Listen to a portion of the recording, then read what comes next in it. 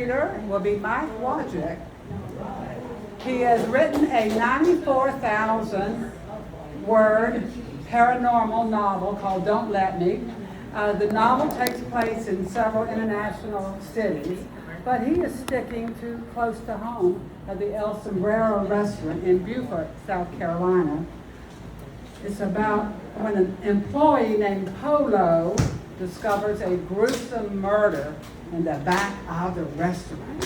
Whoa! So let's hear it. It sets the stage.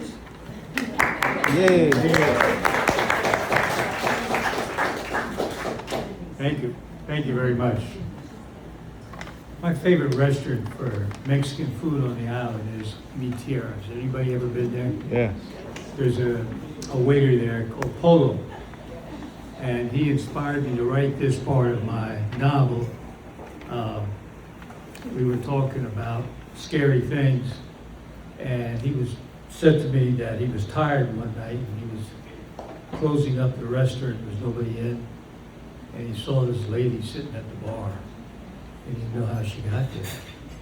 And he turned around, and she was gone. So he just said, "Hey, you're tired. Get out of here. Go to bed." And then he walked around, and there she was again. So the inspiration for this part of my novel came from Polo. So if you go to Mi Tierra, ask for Polo to wait on you and say, "I talked to a man that told me about the woman at the bar." The last time I had the opportunity of reading here, I read an excerpt from a novel that I started writing, and it's a great honor to announce that I've completed this 94,000. I didn't think I knew that many words. 94,000 word paranormal novel. And it's always especially an honor to say that in front of my peers. Regardless of your writing style, you know what it's like to write, the frustrations, the time you can't come up with a single word, and then you get into the shower and all of a sudden you say, "I got it." And I'm sure many of us have been there. May not have been in the shower, but it was someplace where you weren't writing. Anyway, let me go quickly so I get my 5 minutes in here. The novel takes place in 5 different international places: Rome, Italy, Lagos, Nigeria. Did anybody ever know where Lagos was? I discovered it while I was writing. Crete, the island of Crete, and with the Greeks, and Hong Kong, and China, and our own Beaufort. And this abnormality is there in all 5 places. And sometimes it's just a dark mass, and then other times it takes on the image of a local folklore in that area. In China, it takes on the image of and I gotta pronounce this right, Jiang Shi. It's known as a hopping vampire in China. And it's a corpse that comes alive and steals your soul. And in Beaufort, we have it takes on the shape of a buhag, which is an evil spirit that the Gullah were very religious, believed in evil spirits, and one of those evil spirits was a buhag. Anyway, this is thanks to Polo, this excerpt, okay? He pushed open the back door, stepped into the kitchen, and flicked on the lights. Nothing looked wrong. The prep station was clean, the floors smelled faintly of bleach. The restaurant was quiet except for the hum of the back freezer and the rattle of a loose vent hood that always shook when the staff worked in the kitchen. Someone had left a case of tomatoes by the walk-in cooler again. He shook his head and muttered to himself in his native language as he set down his coffee. He tied on his apron, carried the tomatoes into the walk-in cooler, and hauled a black trash bag full of scraps out the back door. When he stepped outside, the air felt colder than it should. He crossed over toward the dumpster and stopped. At first he thought someone had dumped a mannequin behind the grease bin. Then he saw the boots. It was Clarence's boots. The trash bag slipped from his hand and hit the ground with a wet, heavy sound. Clarence. No answer. Polo took 2 unsteady steps forward. Clarence Middleton lay on his back in the grass behind the restaurant. one arm bent awkwardly against his side, his face turned slightly toward the fence. For a moment, Polo thought his friend had passed out. He reached down and grabbed Clarence by the arm, trying to pull him up. He had to get him out of sight because if his boss found out that Clarence was behind the restaurant, he knew that Polo had been slipping him food again. The arm came loose in his hand, tearing free at the shoulder. He staggered back. If you get scared, you can leave. This is calm compared to some of the stuff I wrote. I deliberately screened it. And by the way, I'm totally afraid of this stuff. I'm scared, and my wife will tell you that I'll sometimes stop typing and I go, oh, I can't do this anymore. Anyway, let's go on. Polo staggered back, still holding it. That was when he saw the exposed flesh where the skin should have been. A scream ripped out of his mouth before he could stop it. Inside the kitchen, the scream carried through the open back door. Someone dropped a metal pan that crashed to the floor, and a cook yelled in surprise. Polo stumbled backward, hit the wall beside the back steps, and clamped both hands over his mouth, trying not to scream again. He did not remember grabbing his phone. He only remembered yelling Clarence's name again and again, though the body never moved. By the time the first patrol car arrived, Polo was still standing in the same place. Officer Harlan stepped out, closed the car door, and took one look at Polo's face. What happened? Polo pointed with a shaking hand. Harlan moved past him, one hand already near the radio at his shoulder. He walked around the dumpster, saw the body, and stopped cold. For a moment, he stared at the body. Then he reached for the radio at his shoulder. Dispatch, contact the medical examiner. I need him here immediately. He kept his eyes on Clarence. That's Clarence Middleton, he said quietly to himself. The man they pulled off the shrimp boat a while back. At first glance, the body looked intact, but something about it was horribly wrong. His clothing was still there, along with his boots and his shirt, but the skin across his upper torso and throat had been removed. Where am I? See, I scare myself. But the skin across his upper torso and throat had been removed with precision. His eyes shifted to the ground beside the body. An arm lay in the grass, separately cleaned at the shoulder. The same arm Polo had tried to lift. Harlan spoke quietly to himself. Why is there no blood? He had been a cop long enough to know what normal murder scenes look like. This was not normal. He crouched beside his body and studied the ground surrounding it. No sign of struggle, no drag marks, no footprints in the damp grass. He stood and looked toward the marsh. The morning birds were strangely quiet. Polo stood beside the patrol car with a blanket wrapped around his shoulder. I just came out to throw away the scraps, Polo said. You didn't hear anything? Harlan said. No, sir. No cars, no voices. Polo shook his head. It was quiet. He hesitated. It was too quiet. Harlan paused and then asked, did you know Clarence? Yes, sir. He was in the hospital last month, Harlan said. Polo nodded as he swallowed hard. I tried to help him up, he said quietly. His voice shook. His arm, it came off in my hands. He looked like he hadn't slept in a week, Harlan said. He was scared, Polo said quietly. Harlan looked toward the body again. Looks like he had something to be afraid of. One of the deputies stepped closer. Sir, what? The deputy lowered his voice. The EMT looked at the body and said something was strange. What? The skin wasn't cut off, the deputy said quietly. What do you mean? The deputy paused and then said, it was removed in one piece. No one spoke for several seconds. Polo stared at the body for a moment before speaking. My grandmother says boo hags do that. The deputy rolled his eyes. Come on. But Harlan didn't laugh. He had grown up in Beaufort. He knew what people said about boo hags. An unmarked police car pulled in the lot. A detective stepped out and walked over, stopping short where he saw the body.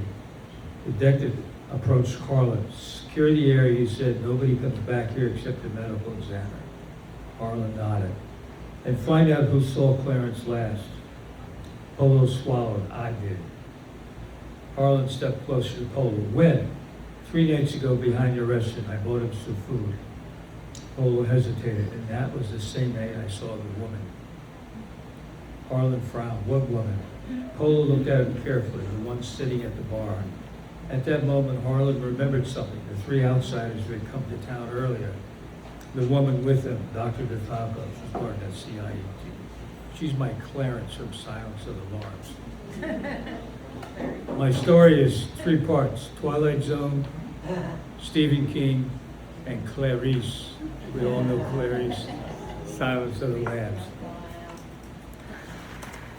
Anyway, thank you for allowing me the time to read this. I'll be, I can throw a plug in. I'll be at the, have anybody been at the Emery's bookstore? Yes.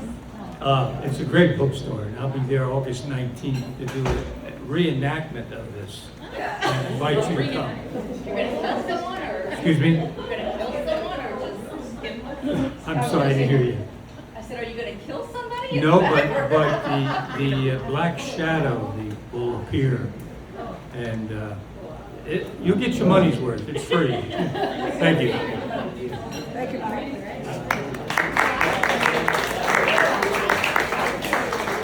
You all know where Emery's is? Emery's is over next to where the old Sam's used to be, which is now going to be another grocery store. But that's when August the 19th. All right. Well, that will be something to go for, to watch for. Next will be Kai Zubatsky. I don't know what she's going to write about or read about, but it's probably a poem about color. So welcome, Kai.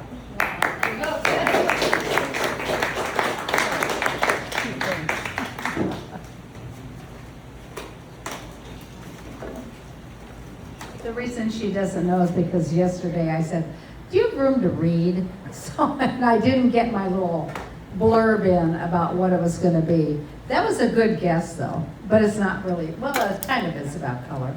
Anyway, this poem was on the poetry trail a couple years ago. Thank you, Miss Robin.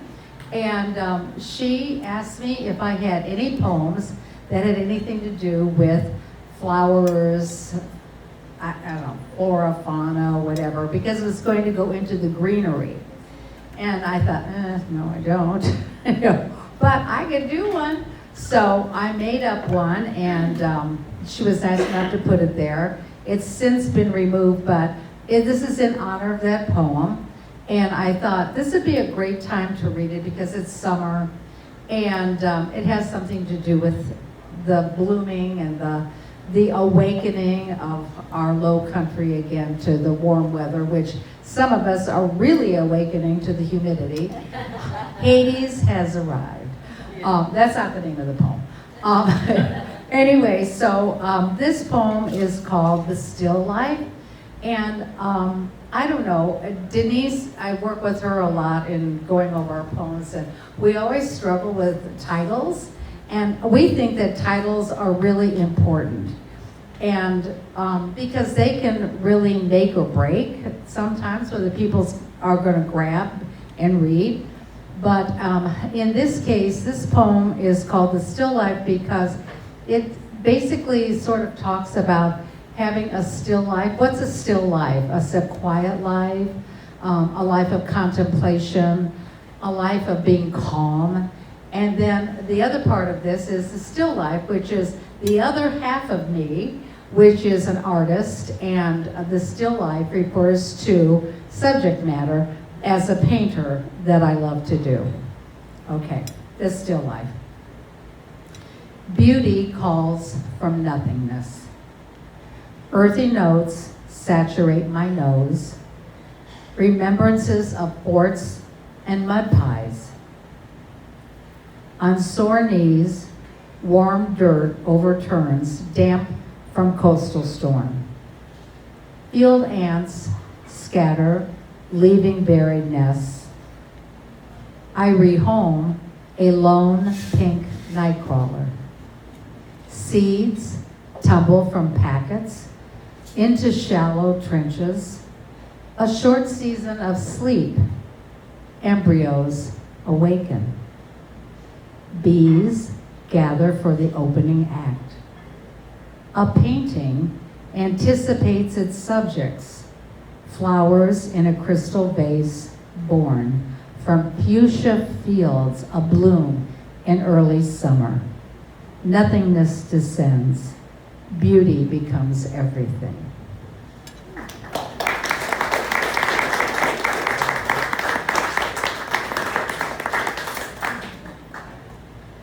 Thank you, Kai. I told you it was about color.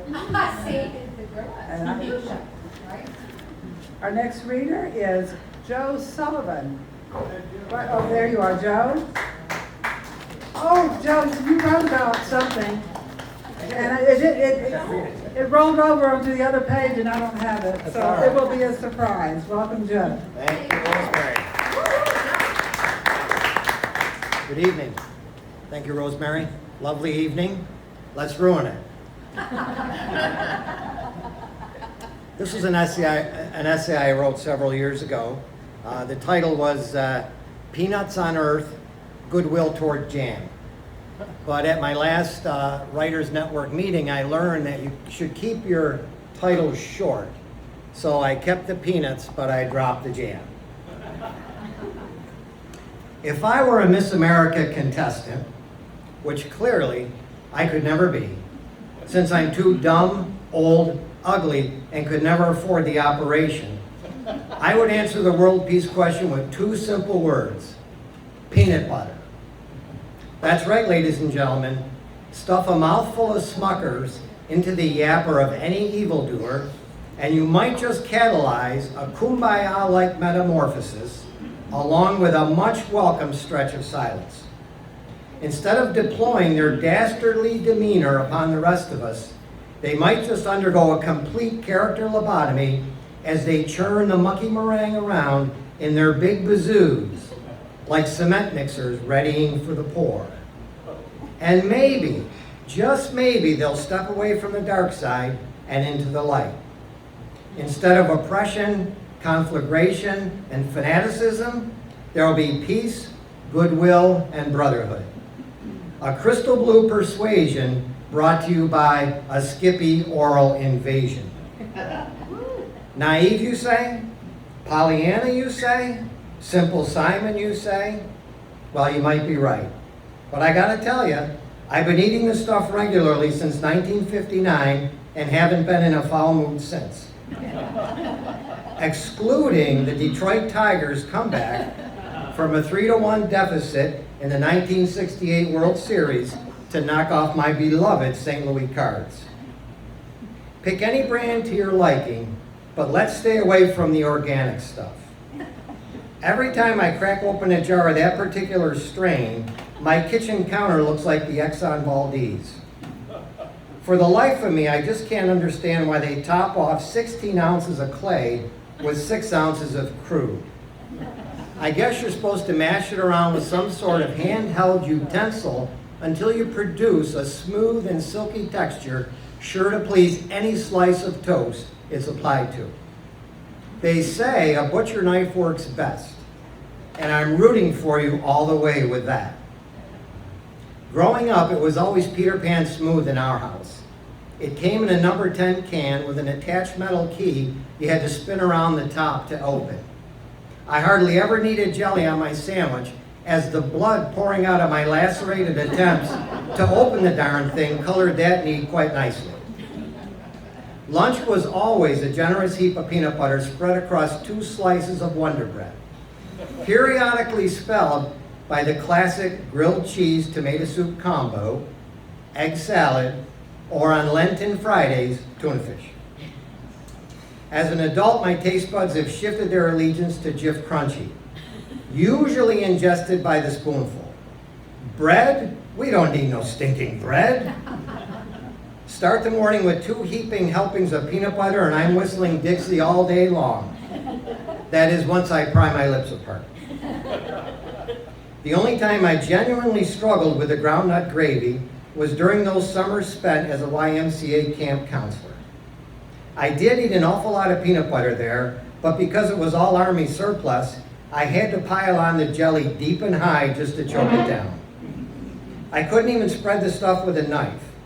I would plop a generous dollop of peanut butter onto the bread, then back up a truckload of strawberry preserves on top with a tall glass of milk at the ready, all the while praying to God my salivary glands were in good working order. Other than risking my life with every attempted swallow, it was a fairly palatable experience. Shucks, there was no way I could survive a whole summer without my magic spread.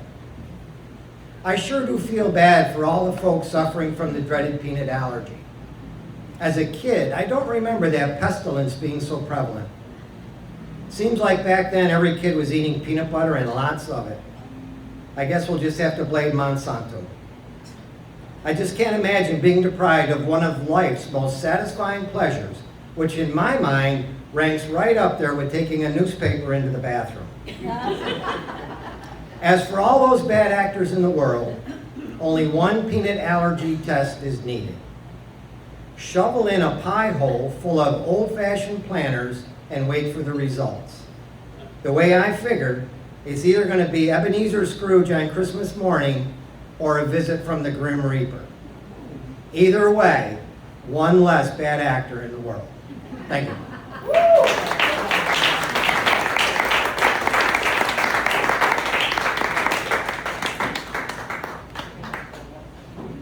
Thank you, Joe. I agree with that organic stuff. You got to turn it upside down so that oil will lie there or do something. I don't know. But I'm for Creamy, not peanut chunky. Jeff Creamy is my favorite. Okay, our final reader tonight is a visitor who's found out about us online. Her name is Susan Fritz. I believe you're a songwriter, a musician, so she might want to talk with some of y'all at the end of the evening. But she's had this whole time to think about a song or something she's going to read. So thank you for your courage and for your willingness to come up here and share your writing. So welcome, Susan Fritz.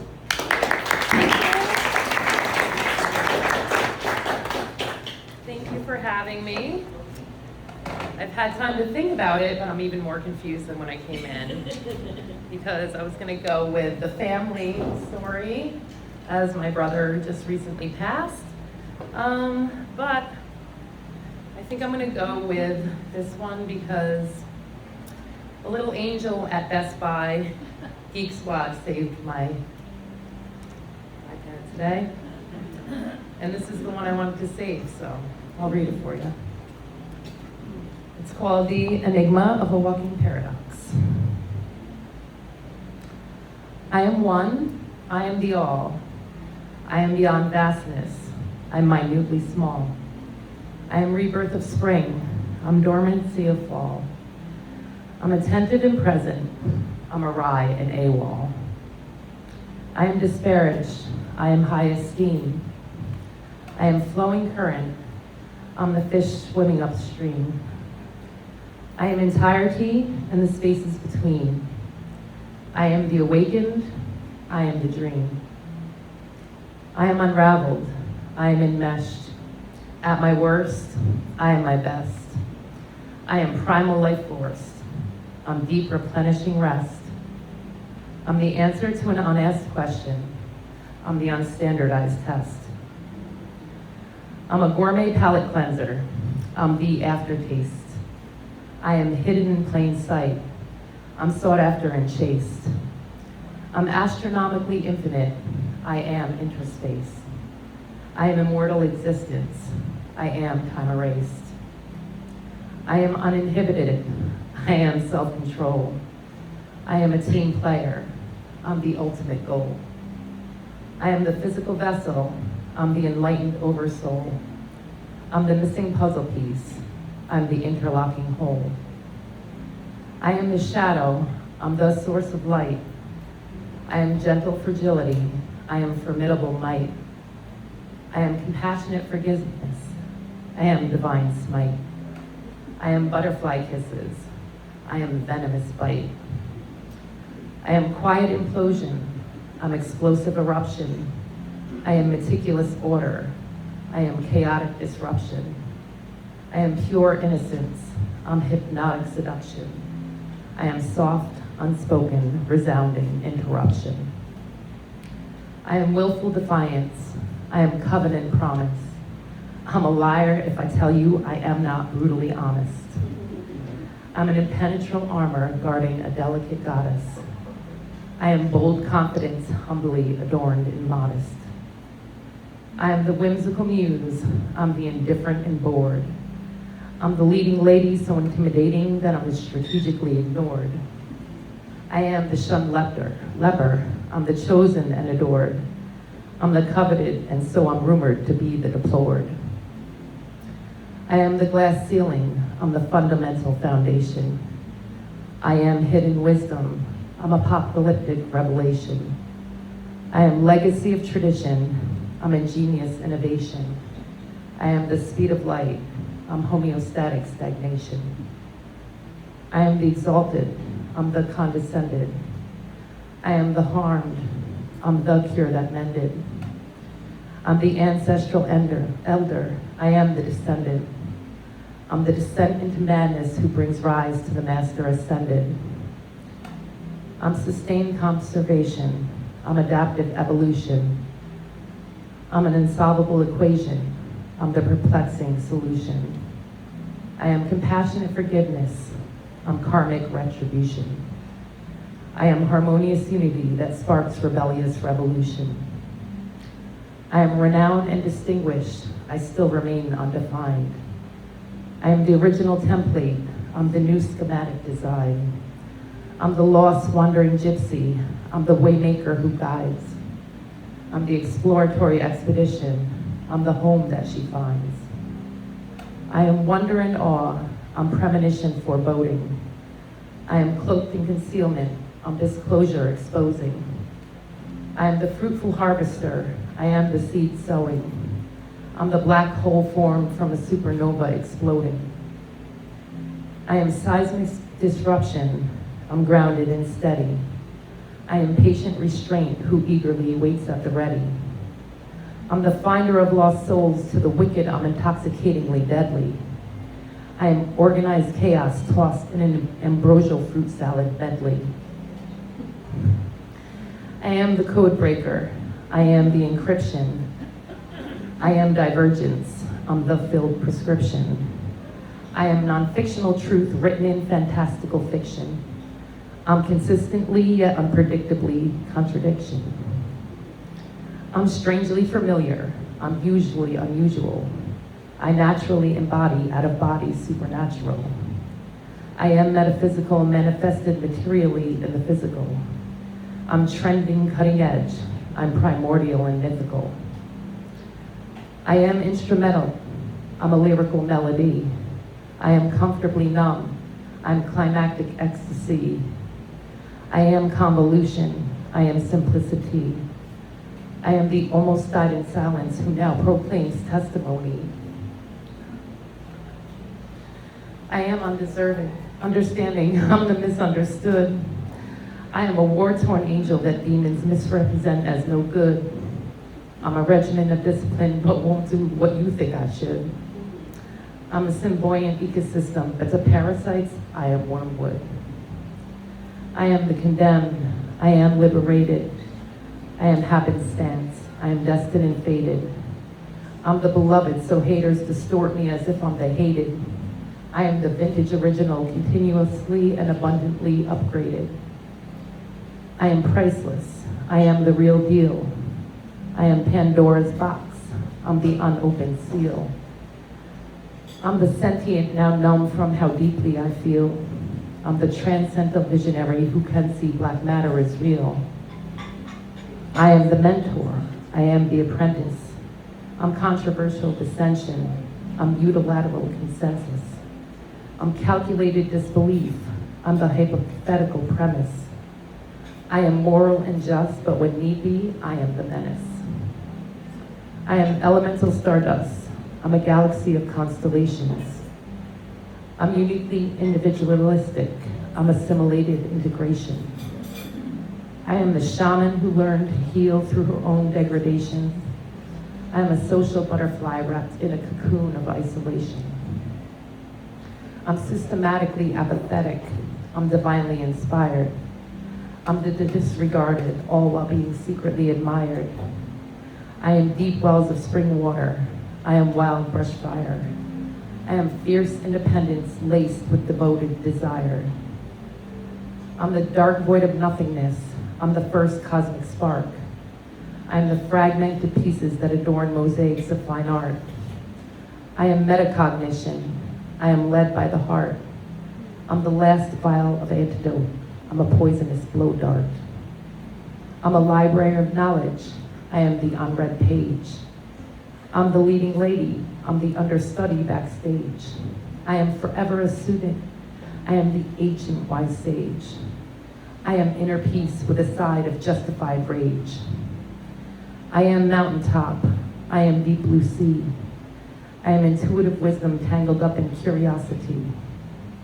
I'm the oppressed being suppressed because I embody all that is free. I am magnetic attraction. I am detached release. I'm unspoken telepathy. I'm abracadabra phonetic.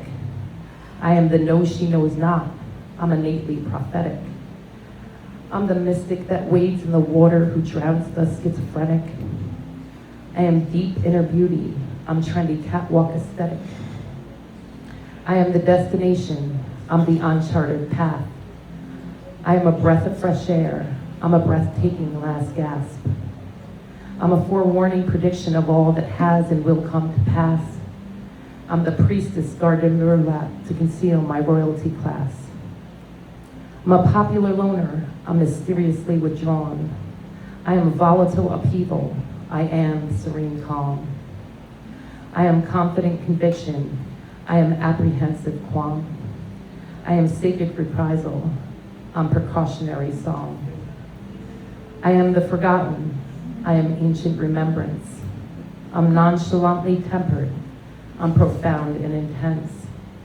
I'm a tightrope walker teetering between certainty and suspense. I'm a clairvoyant savant. I'm who you cannot yet make sense. I am primordial ritual. I'm progressively unorthodox.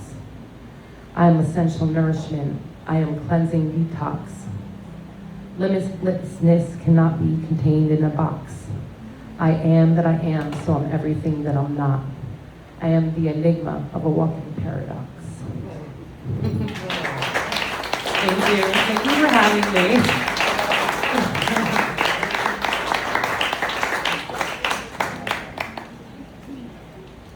Thank you, Susan, and thank you for joining us and for jumping up and sharing yourself. All right, tonight, Kim Poovey is going to be our speaker, our special guest. She's an author, storyteller, and Victorian reenactress who's traveled the Southeast for the last 20 years, performing in period attire on the 19th century fashion, mourning practices, and other Victorian era topics. But tonight, well, speaking of Abraham Lincoln, when Susan was talking about Abraham Lincoln, she portrayed Mrs. Stanton, the wife of Secretary of War Stanton during that era, and in the Robert Redford film, The Conspirator. How about that? We've got an actress here too. Civil War. Kim lives in a haunted 1890s Victorian cottage in the South Carolina Low Country with her husband right over there, Daryl, and their favorite children. So we're going to hear about what folk horror is this new. What do you call it? Oh, okay. Oh, well, you know what? I went on Google and they got it. Oh, really? It really is a thing. Okay, so welcome Kim Poovey and folk horror.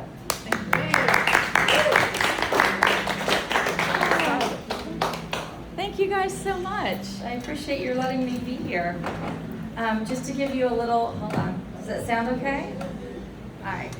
So, just to give you a little background on what I'm about to read, this is my current work in progress, my first horror book. I write haunted historical fiction and gothic. So I, by the way, loved the paranormal. Oh my gosh, you had me at Boo Hag. All right. Which is interesting because this became, as you all know as writers, it starts out as one thing. Sorry, okay, he's telling my husband's going louder. Can you hear me now? Okay, I'm not used to having it on a stand. Nevertheless, it started out as a horror book, and next thing I know, there's folklore in it, and I was like, well, crud. We're on our 5th rewrite. Y'all feel my pain? Because shut up. Oops, I've got that on video.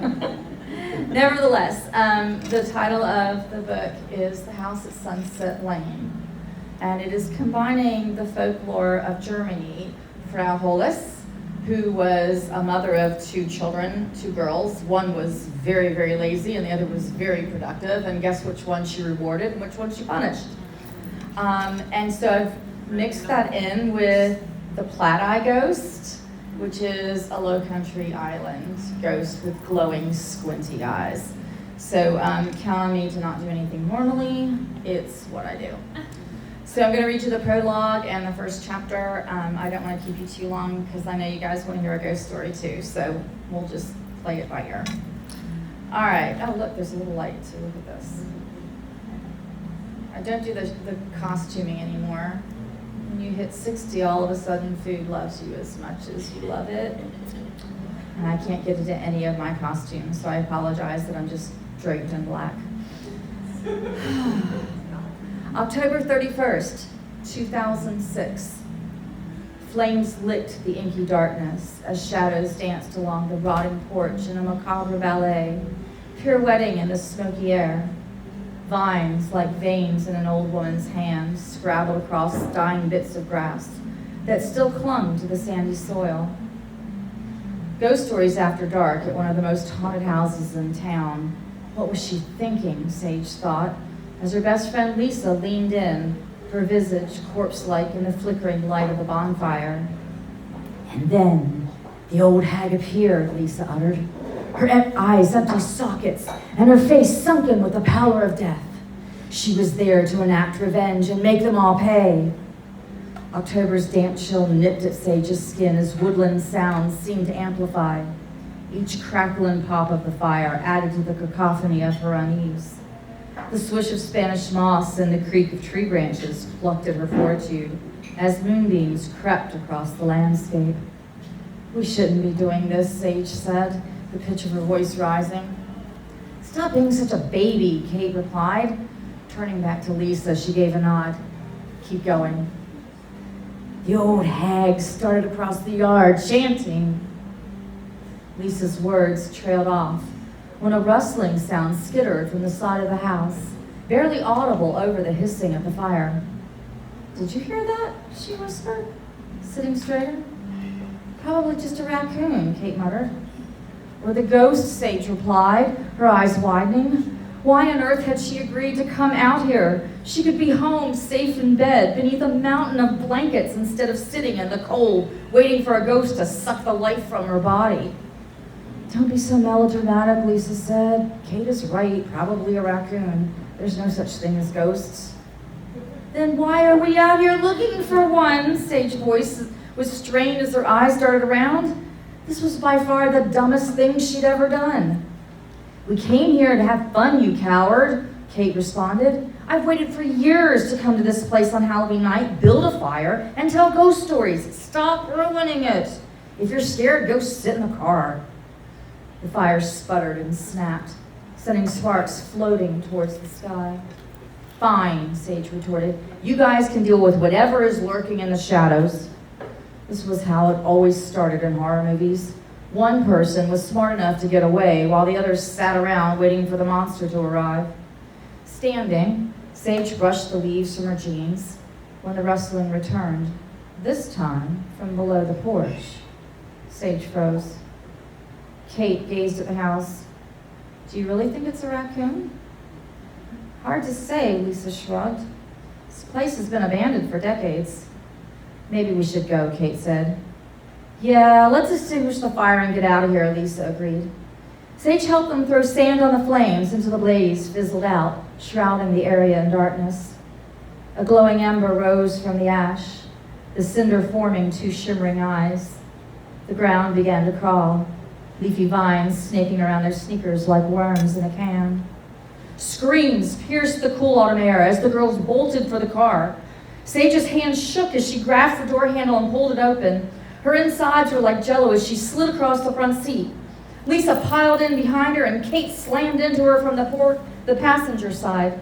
Lock the doors, Sage squealed. Lisa pushed the button with a satisfying click. Sage released the breath she'd been holding. They were safely locked inside the car. Lisa turned the key in the ignition as Sage and Kate looked on. The engine moaned, then clicked. Lisa's panicked look met their widened stares. Don't tell us the battery is dead again, Kate hollered. It can't be, Lisa whimpered. My dad just put in a new one. She turned the key once more. Moan. Click. Nothing. Sage turned around to see a figure coming toward them, its murky outline wavering with the smoky remains of the fire.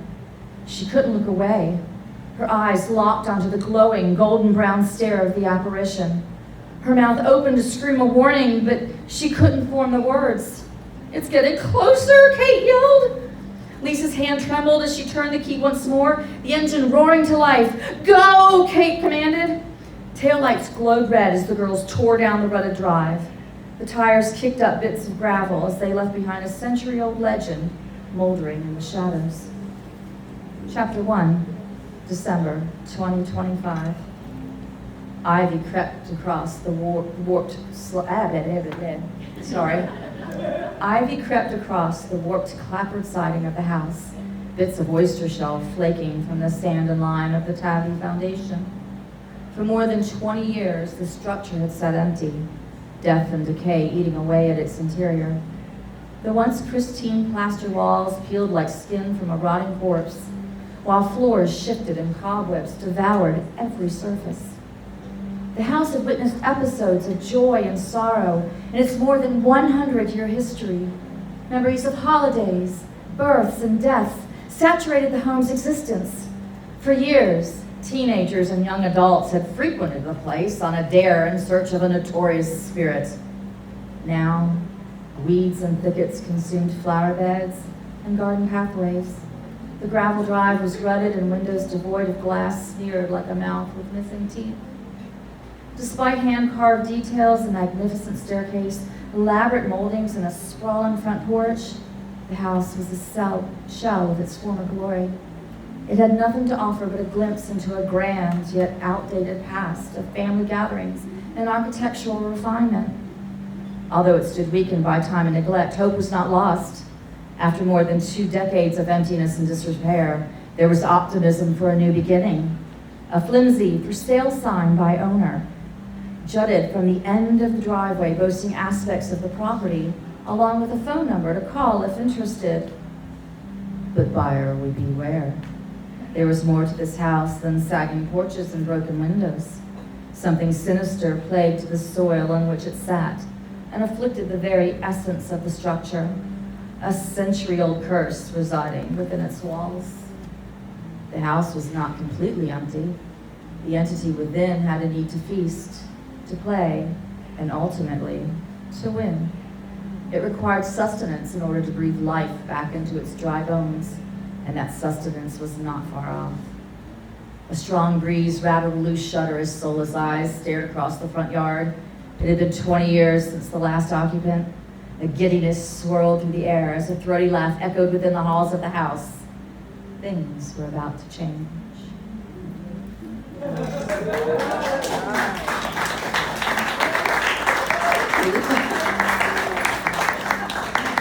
Thanks, it's a beast. By the way, if you get scared while you're writing, or if you cry or if you laugh while you're writing, that means you nailed it. Because if you're scared or laughing or crying, your readers are gonna do the same. So take that as a compliment, sir. All right, you guys ready for a ghost story? Yeah. Okay, can I take this thing off? I'm gonna move her and shake her. Or can you hear me without it? No. Okay. The old voice ain't what it used to be. I used to be able to sound out a whatever that is called, a parking lot. See? Writer, have no words. All right. This is what? Huh? Oh, sorry. I can move it around. Okay, I can stand right there. How about you stay within a range? I stay within a range. My husband's over there going, yeah, great. All right, this is gonna require audience participation.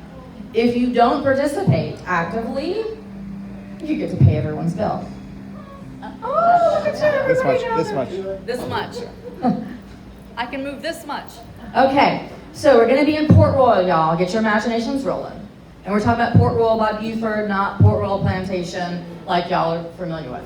So, hundreds of years ago, all right, in Port Royal, there's this little plot of land. It overlooks the water, that overlooks Paris Island. Raise your hand if you're a Marine.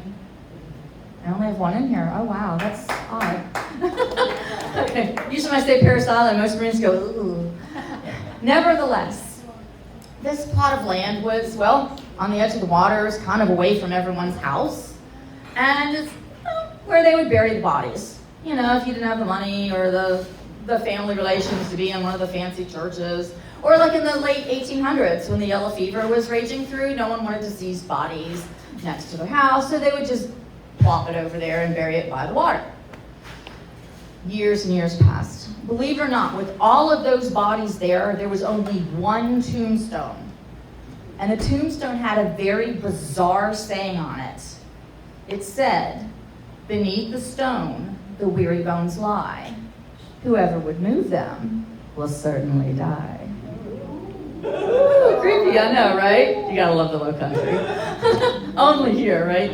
Nevertheless, this land sat there for years. And it was in the 1990s, and a developer, you know, they tend to ruin everything. Oh, that's on tape, darn.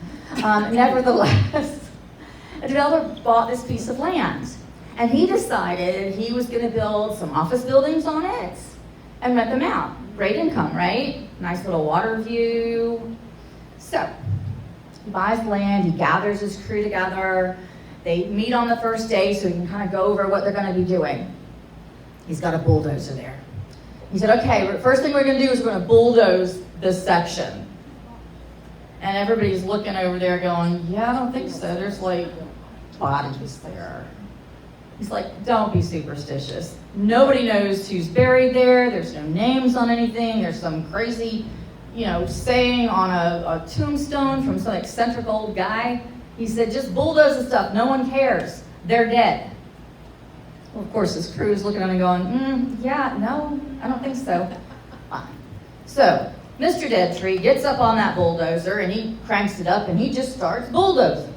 And you see that headstone tumbling over itself into the water with a big splash. And then as he keeps going, you see skulls and femurs and hip bones and all kinds of dead stuff just being bulldozed into the water. Finally, it's clear. He's like, are you happy now? Get to work.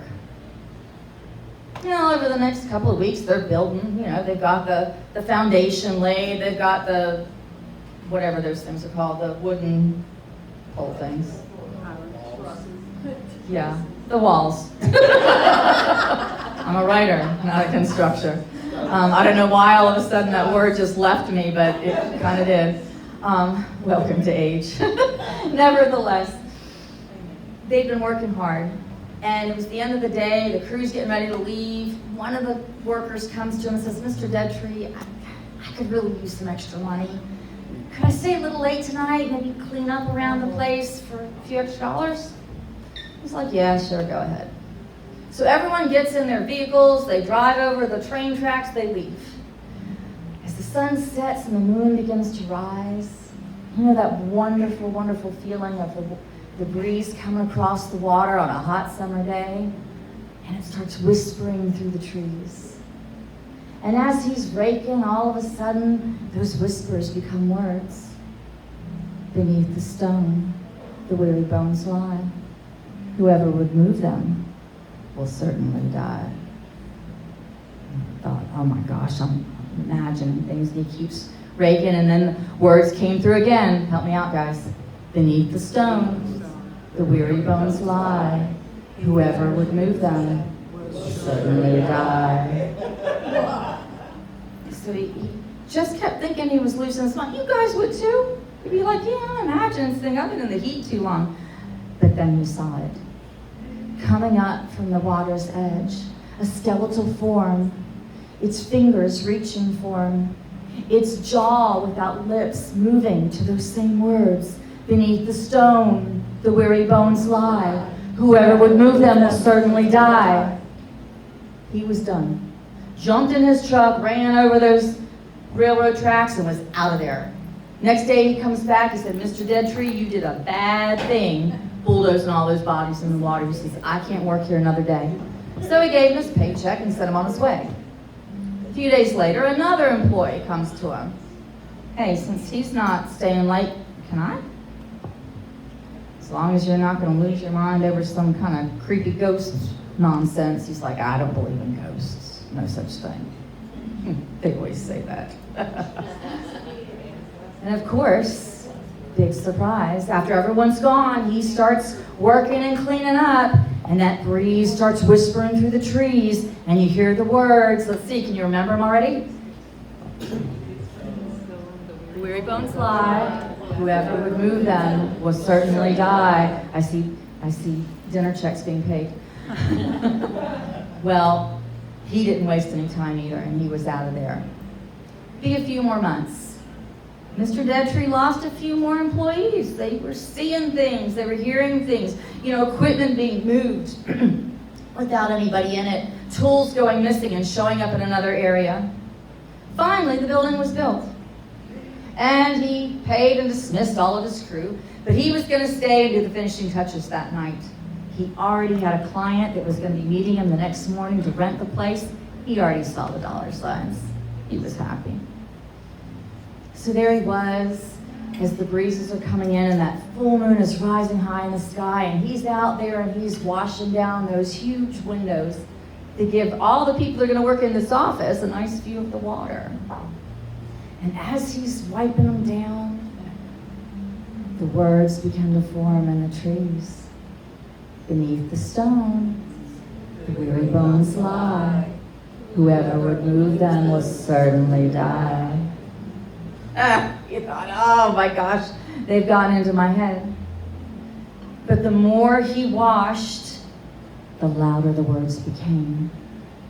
And then he saw the reflection in the window he was washing, and he turned to see there at the edge of the water that same skeletal figure with its tattered clothing and its lipless jaw moving with the words, beneath the stone.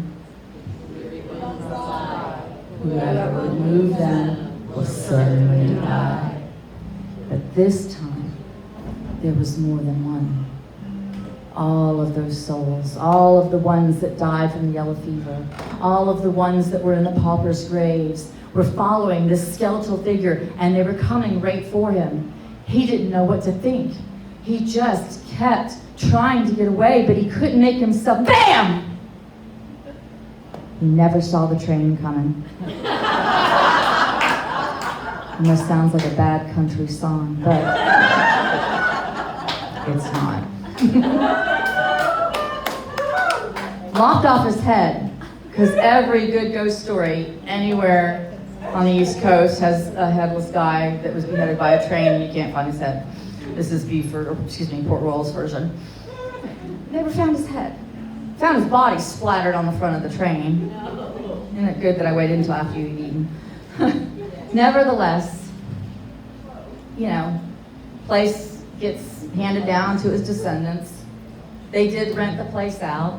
It was very successful. Strange things, though. Things moving around. You can hear footsteps in the hallway. The typical ghost stuff. The things I think that it's in the handbook. Walk around without being seen, knock on a window, open it, freak them all out. But when the employees would leave late at night, sometimes if you look down where the train tracks kind of disappeared into the darkness, you could still hear a scream echoing down that little like alleyway, and a headless form floating down that would vanish. This was a real place. It's a halfway real story. Most good stories are. Do you know the address of this particular building? It was 1313 13th Street. I'm not lying. It has since been torn down, sadly. But so there you have a little bit of crazy history from Port Royal near Beaufort. And I thank you guys again. You've been fabulous. And wow, y'all are like really amazing writers. So thank you for tonight. I appreciate it.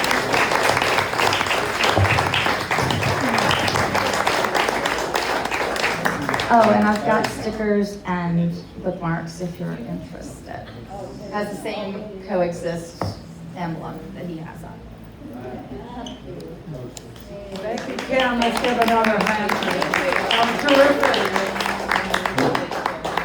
Did you bring any books? I do. They're in the car, but I wasn't sure. They're fine. Yeah, bring them in. Bring them on. It's the box in the back.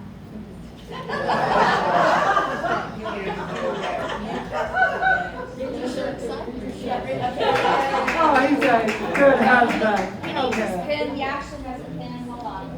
A name tag, I'm sorry, not a pen. Men don't wear pens. Yeah, you gotta sell a few books to pay for the gas over here, right? Seriously, y'all. Yeah. Gas prices are down. Yeah, wink, wink. Sorry. Well, now I can't find it. His name tag says Gerald Poovey, broke husband of a writer. So it's in your son's segment. So he's gonna get books. If you're interested, I have my Dreamer series, which is kind of haunted historical fiction, and I've got a few copies of Shadows of the Moss, which is my baby. Thank you, which is actually partially set at Rosetail Plantation. So thank you. If you buy one, if you don't, that's fine too. Come get a bookmark. Okay, thank you. Thank you. Here it comes. There you are. There it is. Okay. Does anybody have any specials going on this summer? Because this is our last meeting until August. Is anyone going to be publishing something or acting in something or doing something special? Huh? What do you got, Paul? Yeah, I just want to, we're always glad that cameras can come here and share our music.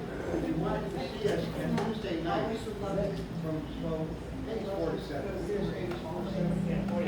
4 to 7 Tuesday at Islanders Beach Park. Our pavilion is there. We're always every Tuesday from April 1st to the end of November. So just bring a chair and just sing around and sing songs together. Islanders Park. I think I met y'all here Okay. before. That's 4 to 7 at Islanders Park. Tuesday night. There's a gazebo on Tuesday night. Okay, all right. 4 to 7. See you there. Anybody else got anything they would want to make an announcement about? Well, we do have open mic tomorrow night for musicians at Palmetto Room. Where? Palmetto Room by Nectar in the middle of the island. Who is doing this? My friend Dick, Okay. I mean, where, at the Palmetto Room? Okay. a musician. Okay, y'all have a great summer. Thank you for coming.